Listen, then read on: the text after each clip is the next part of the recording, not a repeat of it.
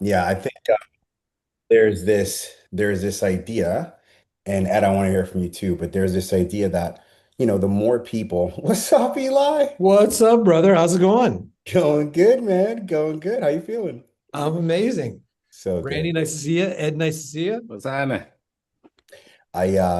Yeah, there's this idea you have to understand your sales philosophy and how it applies to the sales environment in which you sell. You probably heard me say that, right? And so, when we talk about wanting to fight for people, we can only fight for people as much as they understand all the information that's in front of them, right? And so a good effective communicator is able to present all the information, and then you let the chips lie where they lie. But I've met with you enough times to know there's that other part of you that's like, come on, you need this, right? And it's like you're severely overweight, or you have XYZ issues going on. This is something that you absolutely need. The problem is we cannot want it more than them. Now, easier said than done.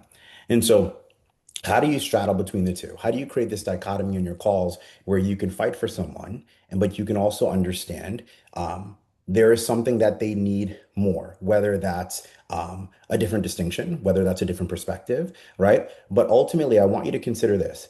Um, your job selling in that sales environment is very prescriptive. Again, tell me yes, tell me no, tell me now, I gotta go. Are you in or you out? Right. And so as long as you present all the information clearly, it's on them to take ownership. Do they want to do it? If not, you move on to the next person, right? Which almost sounds counterintuitive to the way that you hear that Eli and I teach when it comes to transformational sales. And so you have to understand the sales philosophy, right, in which you sell. And so this sales environment, Brandy, is something that you're going to learn to lean into and understand that as long as you present all the information, there's more than enough customers, there's more than enough conversations to where you'll always still be able to make the money you want to make. It's based on pitches, right? And not depth. Please understand the game that you're playing is a game on width, not depth, right? How many conversations can you have? Does that track? Yeah, that tracks, and I think it's great. And so I also need to be less like this is a nice to have because I find myself being too like customer service, like I guess like health coach in me. So I'm Yeah. like very like, okay, great, you did this great thing, and this, you could get more success with this instead of being more prescriptive, but still being nice, if that makes sense. And nice is the wrong word, but you know what I mean? Yeah, 100%. I think there's a few things. This is actually really good because I know we typically start off with wins, but I want to go into a few things with you guys today that I think is absolutely going to change the way that you look no matter the arena in sales in which you sell.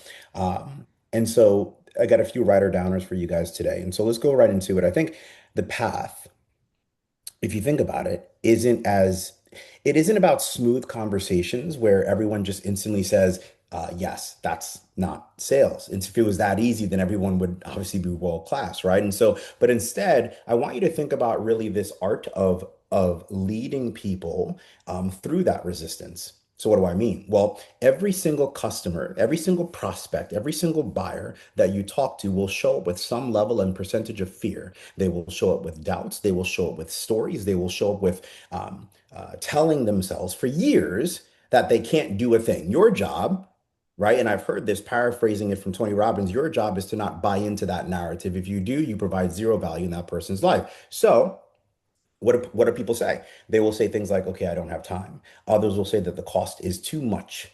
Others may they come to your call and they'll often have this narrative in the back of their head where they'll say, "Is this even worth it? Can I even do this thing? Can I even change? Am I capable of earning XYZ?" All those types of reservations are normal because each and every single one of you guys have experienced it. Yes and yes?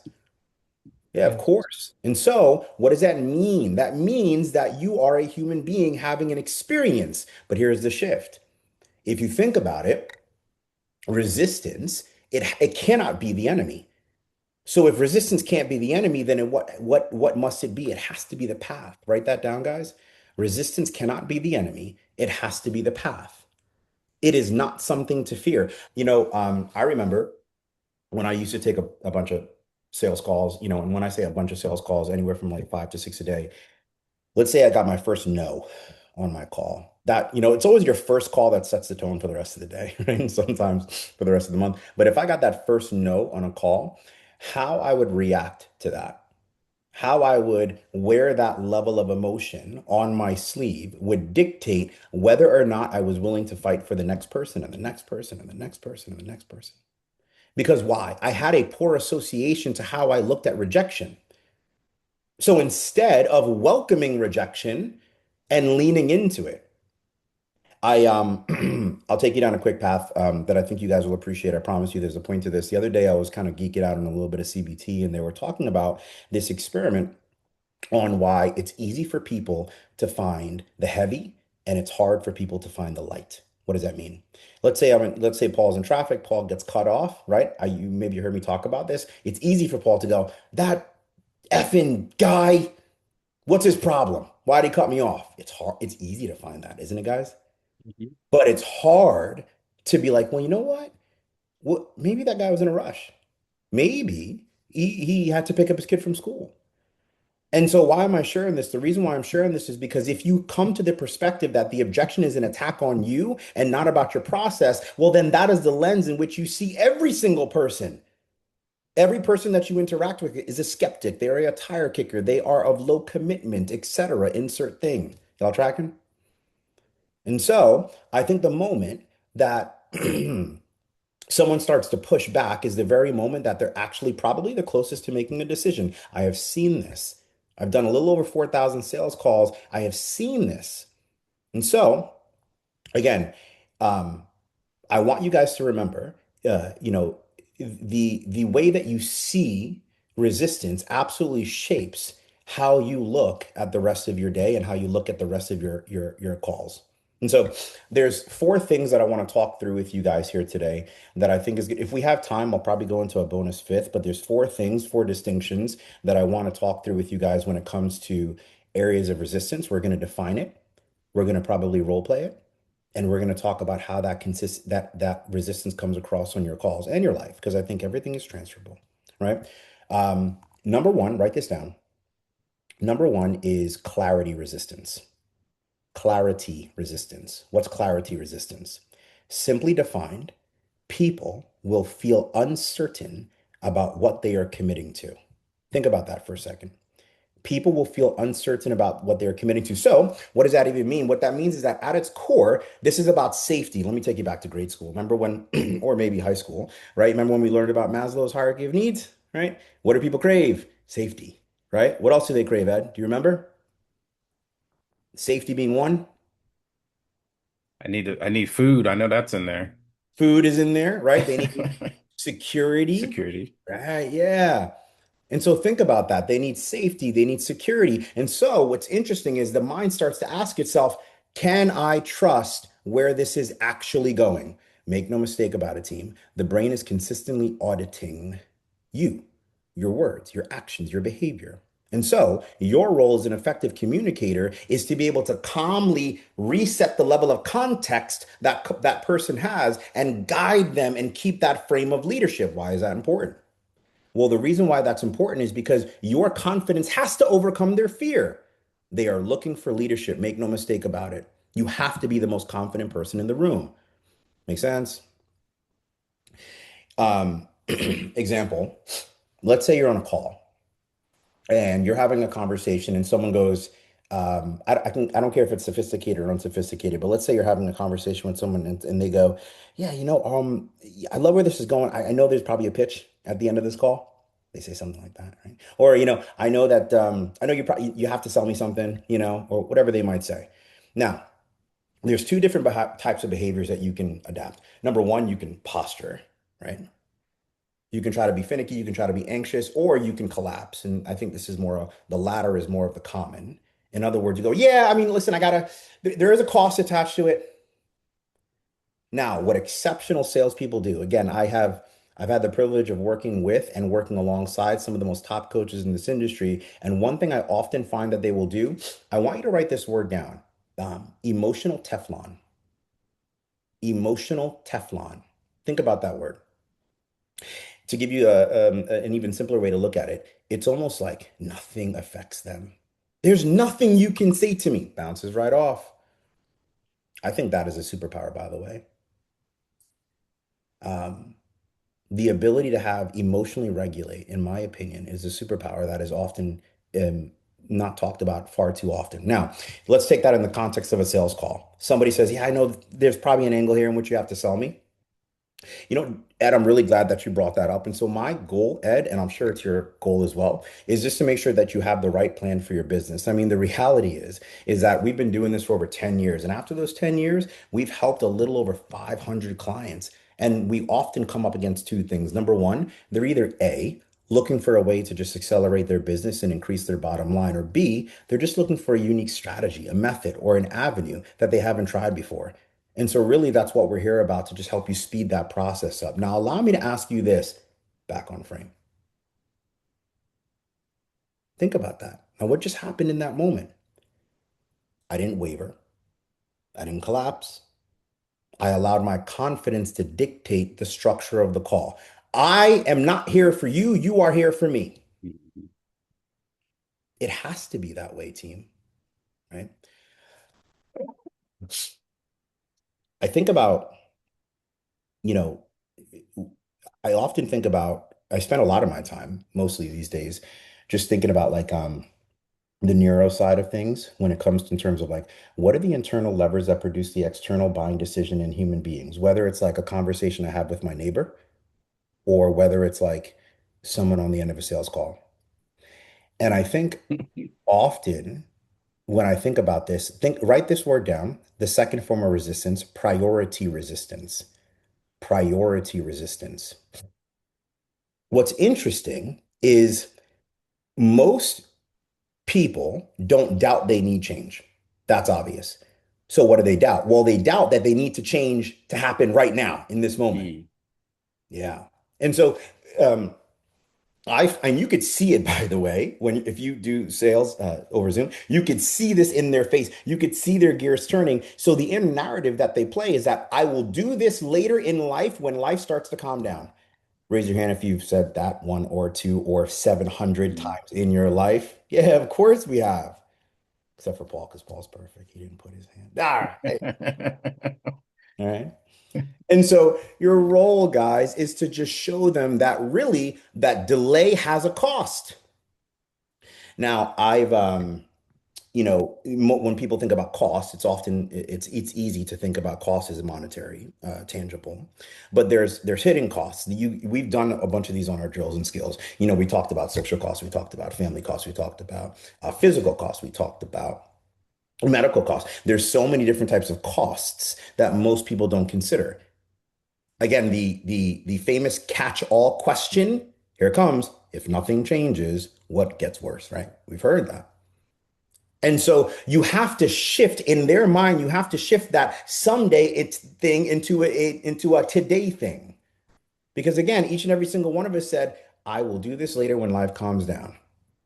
And so I'm glad Eli's here because I heard Eli talk about this one time where he talks about this idea of the PPP, pain pleasure principle. I'm probably going to paraphrase this, but he said it way more eloquently. But he talked about this idea that initially people come to this call, and the moment that you make an offer, if you're not helping them associate with more pain with buying or not buying, what happens is that they associate more pain to buying and more pleasure to not buying. Mm. Now, what's interesting about this exchange is that the obvious inversion is you need to have them understand that in order for them, they have to become a happy buyer. Well, in order for people to become a happy buyer, they have to naturally associate more pleasure to buying and more pain to not buying. Well, how do we create that exchange on the call? The only way is if you do the second thing that I just mentioned, which is what? You have them realize that delay has a cost. And make no mistake about it, each and every single one of you have personal stakes when it comes to your own version of delay and what it will cost you. Let's do a little bit of a sanity check. Ed, what are you thinking about? What I'm thinking as you took me down memory lane, I remember I walk up, I was when I was in sales, I was a pretty decent sales in my space. And I walk up to this house and I'm with my partner. We used to coach each other. And the customer takes me to a problem. It's like, that's my problem. This is what I need. How much does it cost? And instinctively, I should have went right into, all right, here's what we do to sign it up. I went to, nope, I got to do my inspection. I got to go in that. I got to do all these other things in order to make sure I'm not only seeing it there. They were like, okay, do your thing. Went in the house, and then when I did my inspection, closed, knocked on the door, they wouldn't answer the door. They talked to me through a peephole.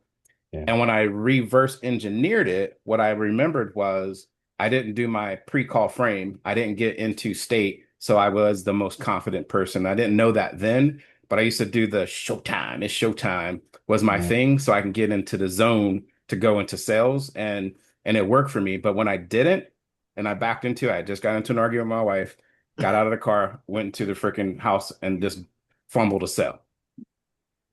So I was thinking like, oh, there's a step to be the most confident is what I'm actually thinking about when you're talking. So Yeah. yeah. I um I love that. I remember had to been like 3, 4 years ago, maybe closer to 4 years ago. I had hopped on a call with Eli Sanchez, and it was just one of our weekly jams. And he goes, "What's up, man?" I'm like, "Not much." He goes, "How's your day going?" I'm like, "Good. I actually just got off a sales call." He goes, "Sweet, you closed it?" One of the things we used, like, we would just like break down a call. I'm like, "Nah, I didn't close it." Right? And he kind of gave me like this slight smirk, and I go, "Yeah, I didn't close it." He goes, "Wow, what's up?" Right? Just waiting to hear if I was going to give an excuse. And I go, "Yeah, it's long day." So think about the words that came out of my mouth. The first Uh, step I'm doing is I'm looking to externally blame, right? And then he goes, "Okay, yeah, long day. You weren't in the right mindset." I go, "Yeah, I didn't really ask cost of an action. I didn't really, I told him like where I knew I messed up, like the guy didn't understand the cost of delay and etc." And he goes, so we dug into that a little bit. And he said to me, he goes, "Hey, do you think you can close every single person on this planet?" And mm, I can tell you right now, to this day, without a moment's hesitation, I said, "Yes, I can close every single person." Now, is that true, team? Of course it's not true. yeah. But the reality is that is the perspective that I have to have. Mm, What's the alternative? To doubt myself? To tell myself, "Yeah, no, I'm not really good at Zoom calls." Or to say, "Yeah, I'm not really good at these." This is why you've often heard me say, I fully subscribe to the idea that I am the absolute best sales trainer in the world. Second to Eli. But again, that is the perspective I have to try. But of course, it's not true. But I have to believe that when I'm communicating with you guys, I have a couple goals for you guys. Number one is I want to make sure that you can understand and say to yourself that I was able to learn something. And the second thing is I was able to take it away and apply it. Otherwise, I have done and provided zero value to you. And so confidence is a superpower of its own. And that has everything to do with you recognizing the delay, that delay has a cost. So, what's up, Ken? Good to see you, brother. Hey, how you doing? Doing, Good. doing good, sir. So we've covered, let's do a little bit of a sanity check. We've talked about the two types of resistance. Let's go into a third. So the third type of resistance I want you guys to write down is value resistance. Value type of resistance. This is interesting because I think we just experienced this just recently, and I'll share with you how I saw this. And so, when you get to the point where you start pitching your program, people naturally they either do one or two things. They either go into fight or flight. Now, here's what's interesting, right? Either they're going to lean out or lean in. They're going to say this is too much. This is not a financial priority. They're going to say things like, once this makes more sense, I'll put this at the top of my list, things like that. So, what are we experiencing there? What you are literally experiencing is a lack of perceived value. That is the inner question. Because the inner question, is it worth it, Ken?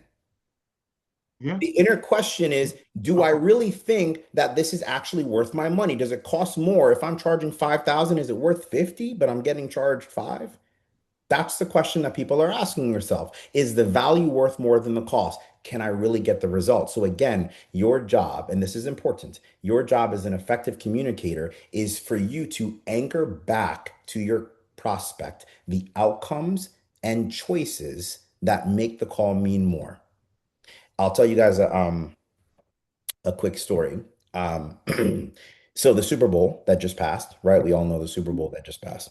Um, this is the stuff they won't tell you about on Instagram, right? But I'll give you guys the juice. So the average ticket, let me know who knows this. We have a smaller room, so feel free to unmute. Does anybody know the average ticket of the Super Bowl that just happened? $5,000. 5,000. What you got, Ed? 10K. 10K. Brandy, what you got? I saw the answer to this with you, so I'm gonna You just watch. cheater. Eli, what you Cheater. got? $6,700. $6,700. That's specific. Wildly specific. I think Eli went to the Super Bowl. That's exactly what he paid. So, Paul, what you got? Go 11,000 to 11,000. And every get single it one out of of you my. guys would be correct. The average ticket of the Super Bowl is between $6,000 and $12,000. Let's take it a step further. What does the average income of the average person that went to the Super Bowl? The average income was $150,000. Yeah, had to be. Yeah. Now, I ain't great at comms and I'm not amazing at math, but I can tell you something right now. This person has no business buying this ticket financially. So think about that. And by the way, that doesn't even count for hotel. That doesn't account for flight. That doesn't even count for food and stay, right? And so let's call it FanDuel. another, yeah. Let's call it another $5,000, right? And so what would cause someone who makes less than $150,000 to put themselves in five-figure worth of debt for a 4-hour game? Think about that. Really wrap your head around that. A moment, an experience that is forever etched in their brain allowed them to justify making a financial decision that how it would have any wealth management company go upside down and sideways and back and forth. And so I think when you're on your calls, the entire angle of the way that you communicate has to be, how can I make this call mean more to the person? You cannot sell at the most basic level, which is what? The surface. You have to make it mean more. Now, I won't go down that rabbit hole. I'll try not to chase that because we've done that a bunch of times. But the goal here is you have to be able to climb these logical levels in your customer's brain. Otherwise, I can logically debate why I will never sign up for your thing. Why? Because humans will consistently look for basement bargain prices. I can always find a reason why I can debate Brandy on why I don't want to pay her $5,000 if she wants me to do it for five, if she wants me to lose 50 pounds. Hmm. Doesn't mean enough. Ken, I can always debate why it wouldn't be worth it for me to pay you $10,000 if you want to tell me that, wealth has three buckets of short term, midterm, and long term. Right. You got to find a way to make it mean more. So again, um, that is part of the third step, increasing the perceived value, not the utilitarian value. In other words, not like the intrinsic value. Um, Let's go over the fourth step here, and if we have time, we'll do a bonus fifth. But the fourth one, and really, it's probably has the equivalence of the third, if not a little bit more, is self-belief resistance. Excuse me, self-belief resistance. And so this is the one that the inner voice says of your customer prospect buyer, I've tried things before. In other words, I do not trust myself to stick with it. And so, again, your role is to reframe failure.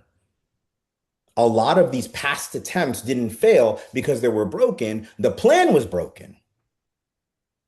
And so, if you can help your customer borrow belief until they can see it and feel it in themselves, so what does that mean for you? Well, this actually means that for you, that resistance actually equals opportunity. Regardless of there's a I see a lot of different things in my personal life and how I relate everything to sales. And I'm a coach for my daughter's softball team. And so um, the other day I was coaching and we were needing some assistant coaches, some volunteer coaches, whatever. And a lot of the guys, dads, they show up and they were talking about like, oh, back in my day, those kind of stories. You know what I mean? Al Bundy's. Yeah, yeah. Back in my day, I used to crack this thing 400 yards. I'm like, all right, buddy, take it easy. And so I'm like, we're here and we're dealing with our children. So let's put the glory days behind us a little bit. But they tell these stories and I listen to them. And then I talk to them about, because they would see me and they would say, I see you go to the gym, etc. And I would say, hey, man, it's capable for you. I always shift the focus off me and I go, man, it's capable for you. The only difference between me and you is the difference is that every time that I wake up, I ask myself, I don't want to be that guy who cannot provide physically for his family. And then I always find a common pattern. The common pattern I always find is that they will always go, well, it'd be nice or it'd be great to have. a six pack, or it'd be great to have big arms. In other words, they are the type of people that exist on this earth where they say, I will believe it when I see it. Have we said that phrase before? Of course we have. The I will believe it when I see it types of folks. And if you think about just that phrase, which is a wild phrase, just that phrase tells me a few things about you, and you didn't have to say anything else. It tells me how you see the world. It tells me how you solve problems. It tells me how you look at money. It tells me how you look at personal relationships. And so, what's interesting about this, and the reason why I think it's important as it relates to this conversation, is that you have to be the type of person who sees it before it even happens. And so, when you're on a phone call with your prospects, a majority of them are the I will believe it when I see it. I'll believe I can make $50,000 when I actually have it. I'll believe I can have a six pack when I lift up my shirt.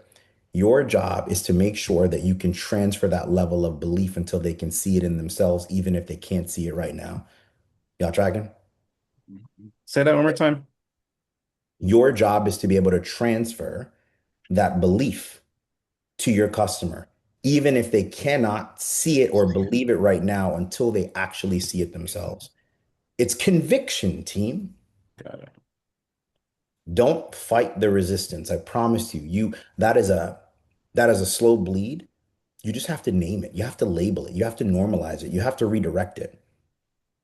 I think that's the game. Because often what happens is that you'll get into this pattern where you'll say, you know what? This lady, she really didn't have money. Or you know what? You know, this guy, he was hard up for time. And again, to bring back that Tony Robbins quote where he talked about your job, and I'm paraphrasing here, is to be able to step into someone's world, appreciate where they are, but do not buy into their narrative because they have done that for themselves. Your job is to appreciate them. But the moment that you step into that narrative on how much money they have or do not, how much time they possess or do not, then you've added zero value to their life. Now, I want to be clear. I'm not saying um, you push, pull, manipulate, coerce, drag people. That is convincing, by the way. That's trying to convince them. We've all been on the back end of those calls. They're never fun. What am I talking about? I'm talking about influence. What's influence? There is a stark difference between you trying to convince someone and you trying to influence someone. And so I think as communicators here, if we want to lead others, how we communicate with it starts with how we communicate with ourselves. Mm.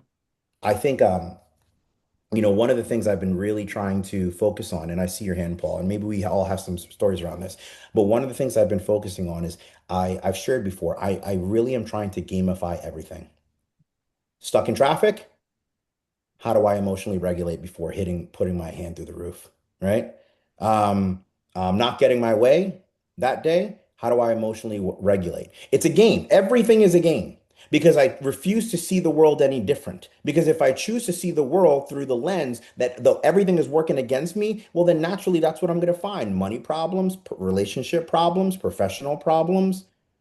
And so, how can I get on a phone call? How can I sit in front of all you guys right now and promote this stuff if I don't already believe it or if I'm not practicing it? This is how the perspective you must possess. And so, I think if you're going to take anything away from our call here today, I think it's this it's leadership. The true definition of leadership, I have always believed this to be true about leadership, which is anyone can get on a phone call with you, a Zoom call, and speak righteous words and speak good words, right? Anyone can do that. It feels good in the moment. But the truest mark of leadership and influence for me is if I see somebody go out there and do it. So what do I mean? If you're a sales manager and you're telling me that I need to objection handle, go ahead, pick up the phone. Let me see. Not to test your ego, but show me. That is more powerful than any sales talk you will ever hear. Show me. You can hit 300 yards over the fence. Show me. Here's the bat. I will follow you into the end of the road. That, in my opinion, is the highest form of influence, better than any talk track can give you. And so, bringing it back to you guys, if you truly want to become influential, be the person that you're telling your prospects that they need to be, whether it's a man or woman of good character, whether it's a man or woman of integrity, whether it's a man or woman of high moral virtue, all these things, right? Be all these things first, because I promise you, people feel it. It's magnetic. We talked about this last week with Aristotle. Aristotle talked about this, right? Ethos, pathos, right? And logos. With ethos being the highest form, it's your character. Are you a person of good moral standing? Can I feel that? If I shut this Zoom call off and I start beating on my wife and yelling at my kids, you would never expect that because that is not how I project myself to be. And so I want you guys to start truly embodying whom you want to be part of your inner circle. If that is who you want them to be, you first have to start living it. Is this helpful, team? Yes and yes? Cool. Sweet. Paul, what you got, man? Talk to me. Yeah.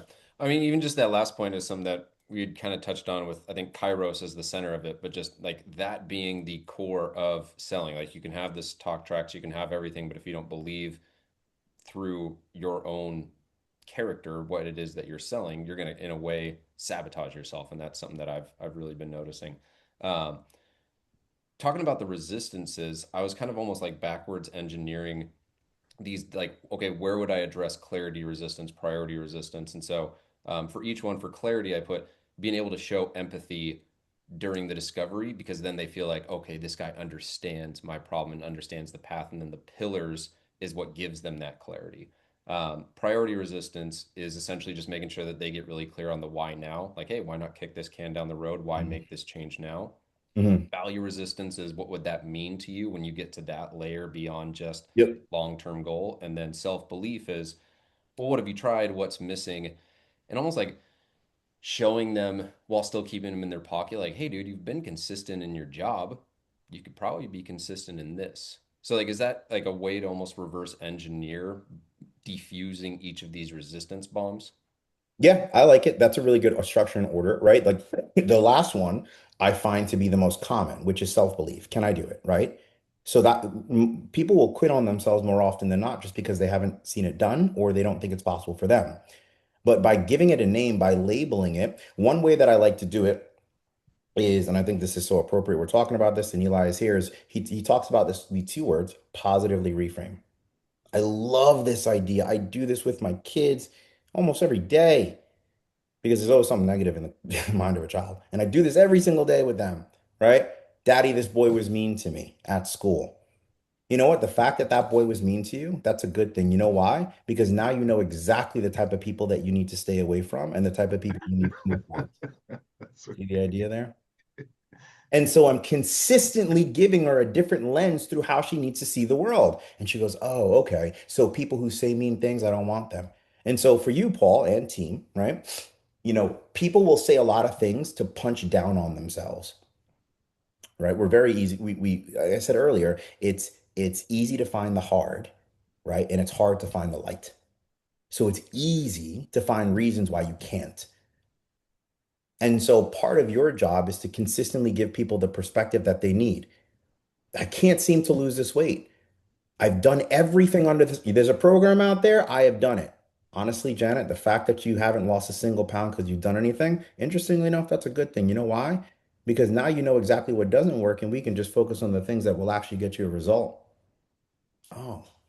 So the association becomes, think about this, the association becomes, it's not that I can't do it because doing things in their brain is associated to failure. But you're taking failure and you're changing the structure of a belief into where failure now means I'm committed to results. And so you're giving it a new meaning. That's it. You're just changing the frame. By giving things a new frame, logically, it's hard to debate on that because people will consistently look for ways to either punch down on themselves. Your job is to be able to, if you think about a coach, a job of a good coach is to be able to help people see opportunities they haven't been able to see on their own. It's hard for them to see the path through the trees. Why? They've been burned, they've tried things, bad partners, bad relationships, bad programs, monumentously in debt, whatever the thing is. Your job is to show them the path through the trees. It's all perspective, literally all perspective. What are you thinking, guys? Brandy, what's going through your mind? Um, no, I like how you were I mean, I was just like, oh, I was putting it to like see like I guess kind of my theme of the week that, I've really been improving on is that, I was like, oh, I remember like learning that and like just remembering the frameworks instead of me getting tied down and the specs of like, being flustered because I don't know every single detail of like the execution of like Yeah. whatever the product. And so I think that was for me. I was like, yeah, it just like really remembering like, hey, I know these things and I know it's like, I would naturally say exactly what you said, like, hey, it's actually a good thing that, that guy was an asshole, da da da da da, but in a different sense. And so it's really just like I say that all the time, and I think I was just overcomplicating it in the last 2 weeks because the things were new, like the actual Mhm. product versus like, Yeah. hey, like I already know this. It's doing the same exact thing, not recreating something new. I love it. So good. Eli, can we hear from you, man? I don't want to put you on the spot, but I know you got something for us. Dude, this is phenomenal. I want to start hopping into more of these. We're doing, of course, the more, Eli and I got the thing with Chase that's coming Yep. up. And yeah, I hear from so many of the committed guys that I coach. There's Aaron Seaton. Aaron Seaton, I talked to Caden Sanchez the other day. But with all of this, the principles, and I'm hoping that you guys are seeing this on a lot of different levels. I'm recording this. This is being recorded, so there's some tactical things, but there's strategies, and then there's the principles that Aaron has boiled down into these patterns of resistance. And for us, changing our relationship to the resistance, so our own internal thing, because as I always say, the spaces between the notes is what creates the music. And so sometimes I've had the experience, and even in my own masterminds, I ask somebody a question and they're da da da da da, they just start talking.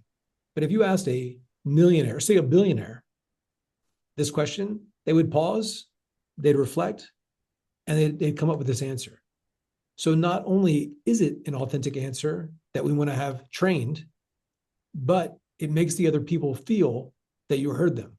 So our communication is beyond what we just say. It's them in their perception of us as being perceived as somebody valuable, and we took our time. And anything that is valuable, a cheap suit versus a nice suit, time, energy, and attention and customization to feel that answer is customized and we're present and aligned. And based on what Aaron just broke down, we're really just transferring a belief. And I do love this, and I've said this in all of my presentations back in the day. I quote a guy named Walt Disney, heard of him? I'm here in Florida, had a little company called Disney. And he said, most people say they need to see it before they believe it. But Disney said, you need to believe it, you need to see it, and you need to own it. You need to have that if you ever want to make it real. And then Susie, what I see in you is the fact that you can, but you don't believe yet. And then so yet presupposes she's going to, and yet, I could say, how long does that occur to you? So even I can begin to get some pain in the belief. What does that belief cost you? Would that way of thinking cost you? So now even going deeper into the values and all of that, I can create pain, not just to action or not action, but I can move the pain inside that thought. Is that thought true? What would be possible in your life if you didn't have that thought or that belief? Now I defer responsibility. Who taught you to think that way? Now it's not even her. So we're peeling back that and getting to a authentic answer. So I love this. I want to hop on more of these calls. This is unbelievable. Aaron, you're so good. What a great communicator as well. Present, aligned, clear, articulate. So many. I'm just singing the Aaron praises over Come here. I got on. like 8 pages of notes. This is Come great. on. Cheers to Yeah. carpal tunnel, right? So I love it. There's the you talked about like thinking, and it immediately reminded me of Carl Jung, his quote, which I love, which is thinking is difficult. That's why most people judge. Now Mm. think about that. Think about that in the context of what we talked about today. We do it all the time. It's easy, guys. I'm going to say it for the fourth time today. It's easy for us to find the heavy. You can find that every day.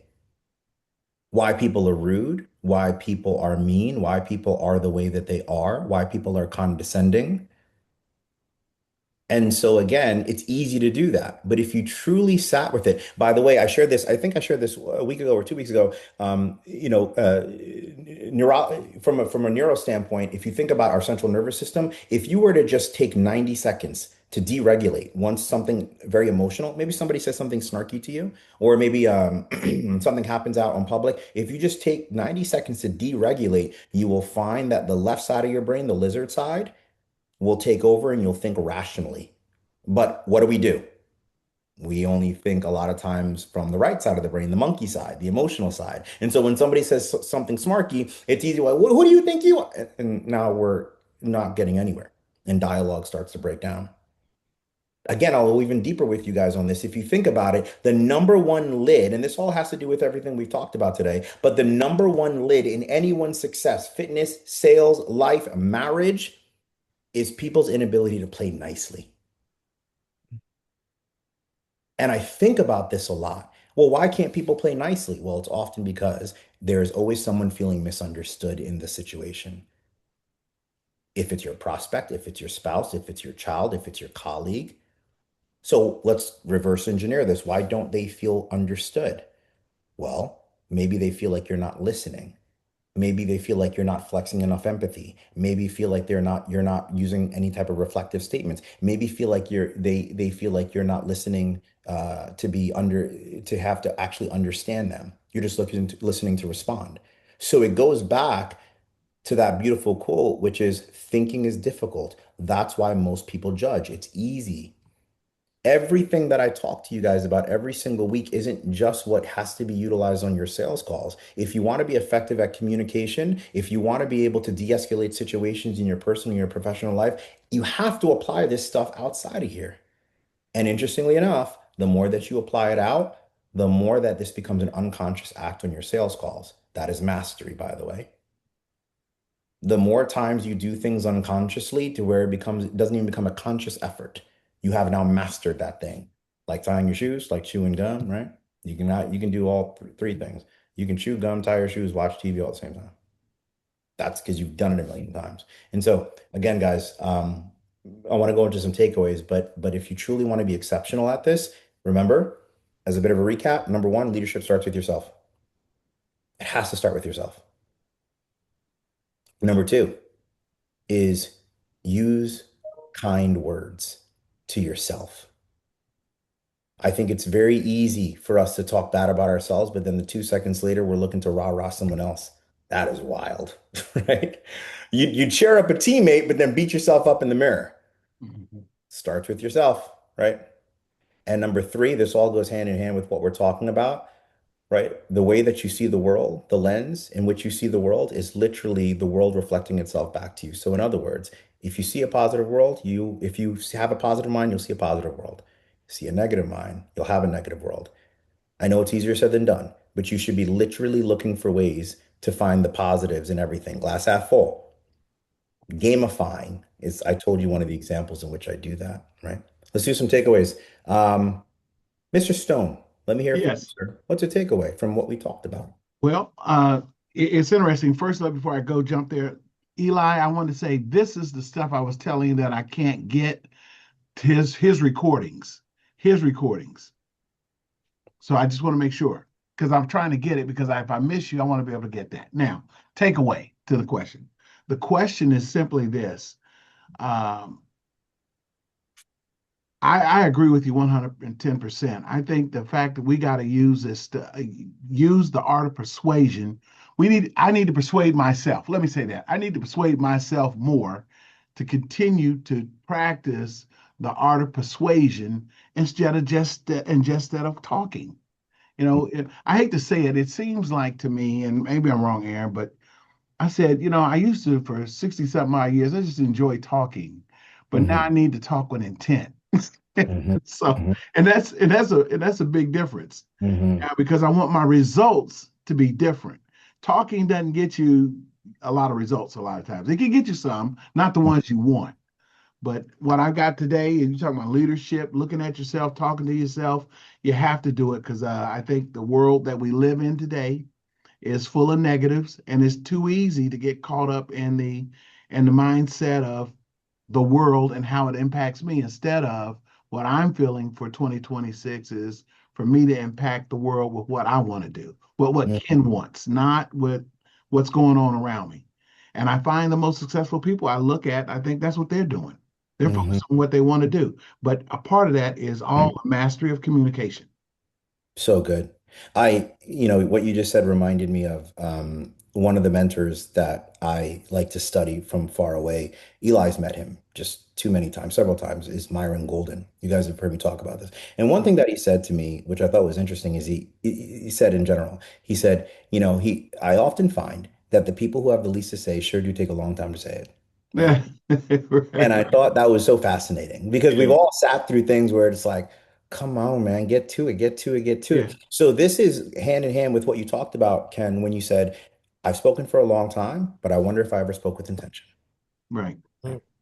And you have to understand that whether or not you believe this to be true, people are consistently auditing how you communicate Hmm. and they are judging you based on the words you use. So much of how you communicate has everything to do with engineering authority. And I think the way that you engineer authority, we have on the side of the wild influence, we have speaker training. You guys know that, right? And so a lot of you guys have invested in that. And Yeah. we talk about how do you engineer authority. And I have sat through sales trainings. I have sat through other speakers, whether they're preachers or whatever, and I can figure out I can proud to say that in the first 5 minutes, I can figure out whether or not I'm going to walk out of here with value. And this is something that I'm going to remember, or if it's going to go in one ear and out the other. Yeah. And by the way, it doesn't matter how many years of knowledge this person possesses. It has everything to do with how they keep my focus. Hmm. And so I spend all my time there. Because I can give you guys a lot of knowledge, but if this is something where Paul puts his head to sleep and then he wakes up the next day and his wife goes, "Hey, how was your weekly training?" He goes, "It was great. Um, I forget what we talked about, but it was great." Then I have failed at my job. Why? Because it's my job to make what I'm saying sticky in your brain. This has to last a lifetime. And also, just a fun little side note, it allows you to become a walking foot soldier for me. Think about that. Because now, when Brandy's having a conversation with her friend, and her friend's trying to obviously learn about sales, maybe, right? And she's like, I just can't figure out how to deal with this objection. And Brandy goes, well, I think the way you need to look at it is the best form of persuasion is persuasion. Ah, where have we heard that one before, right? That's the Hmm. principle that Eli's been teaching since day one. Why? Because it's the song you can't get out of your head. And so how we become memorable. Alliteration is just one of those tools that we talk about in speaker training. So, sweet. Ed, give me a takeaway, man. My takeaways is an affirmation of something that we said early on, and what is that affirmation is positive reframe myself at night from my day. And I ask myself, what were my small wins today? So I do binary on myself. What was my win in health? What was my win in this? And what was my win in that? And then I go to sleep with that on my mind and I wake up looking for wins now in my calls. So that's been huge. So applying what I'm learning here in my life as I build this business is helping my nervous system big time. So good. Amazing. Yeah, Yeah. it's huge. Yeah. We talk about pattern recognition. This isn't fake it till you make it, by the way. When they Hmm. people say like, don't spot the or how is it framed? It's like think. I want you to think of anything other than the color yellow, right? And all Mm. what you think about is the color yellow, right? And so the reason why I say that is because what you are doing is you're training your brain, you're conditioning your brain. You ever see that movie Focus with Will Smith? Mm. Anybody? Okay, so a few of you guys here. If you've ever seen Focus, there's a scene at the end where he conditions this guy for a big time deal, like $2, $3 million, to pick out any player on the football field, right? And he says, I'll say the number, right, for $10 million. And the guy chooses the football player out of like millions of people, right? Well, how does he do it? Because he was conditioning this guy to see the same number from the moment that he woke up, right? So that's why he was confident to say, okay, here's the number of the football player. And so I think as it relates to us is if you are consistently looking for what you want to find in this world, you will find it, team. This is not fake it till you make it, I promise you. This is how you're wiring your brain, right? Paul, any takeaways for you, sir? Yeah, ton. The one that's sticking out is just the objections, the opportunity, and Mhm. using persuasion to reframe what their belief is around that, right? So, oh, I got to talk to my wife. It's like, hey, where earlier in the conversation can you pose that as, hey, has there been a pattern of you delegating responsibility, and how much would your life change if you took ownership over the things you could control and started leading from the front for your family and things like that. And so just that reframe of objection is opportunity. The obstacle is the way, as Ryan Holiday's book talks Mhm. about. I think that was Mhm. huge. And then yeah, the lens is your world. I've been trying to really spend less time on social media because it's so Mhm. easy to just go into the comment section, and then that becomes the lens through which the world Yep. is now seen. Yep. And the best thing I've done is block social media for all but 2 hours of the day. Mhm. So Yeah. I think that's a Yeah. big one I'll reflect on. 100%. You got to stand guard at the door of your mind. Um, you guys will be able to find it faster than I wish. I can give credit where credit's due, but I forget who said it. But the seven most powerful words in human nature, as you think, finish it for me. So is he. So shall you be. Yeah. Yeah. 100%. As cheesy as that might come across, it has everything to do with that. And so I think a lot of this conversation here today, we went into a little bit of the tactics. We talked about the strategies a little bit that live beneath the tactics, but we also talked about some of the examples and how you can apply this in real life, not just in a sales paradigm, but also in your personal one as well. And so you guys get some value today? Yes, and yes. Yes. I love it. Really good. Eli, you want to take us away with anything? Any closed out thought for us? Yeah, just as we're wrapping up here, it's so amazing. And I just had a call with Ken, and Ken's doing a presentation speaking, and I Nice. was saying to him, it's not so much about what you say, it's about what you get them to say in a sales context. But we're presenting, it's like, how do I get them thinking what I want them thinking and believing what I want them believing? And as Aaron's gone through these resistances, we know what the resistance is going to be. And so we can inoculate against that. We can prep for it. And so when I watched the Hermosi video the other day too, and he's got some brilliant concepts around learning, you know, same scenario, new behavior versus same scenario, same behavior, then there's no learning. And sometimes things like sales or presenting or doing a seminar, it's so big and it's so vast. In order to really learn, we just got to chunk things down. And so thinking through those resistances, thinking through this reframe. So we might need to chunk things down a little bit to make sure we get it. And it's the review, and then it's the repetition of that piece and installing that belief to the piece where it becomes unconsciously, confident. That's mastery, as Aaron was saying. So I've got a lot just unpacking here. And yeah, this is powerful. We don't really market this, as I was thinking too. We should have a bunch of people on here. I got to get more people here for Aaron. Come on. Yeah, but this was fantastic. Yeah, these We're guys are lucky fun. to have absorbed this. Thank you so Yeah, much. absolutely. Yeah, these guys are fun. They're always looking to level up. They're always looking to learn. So, guys, as always, none of this will serve you. None of this will be helpful if you do not implement with speed. Yes.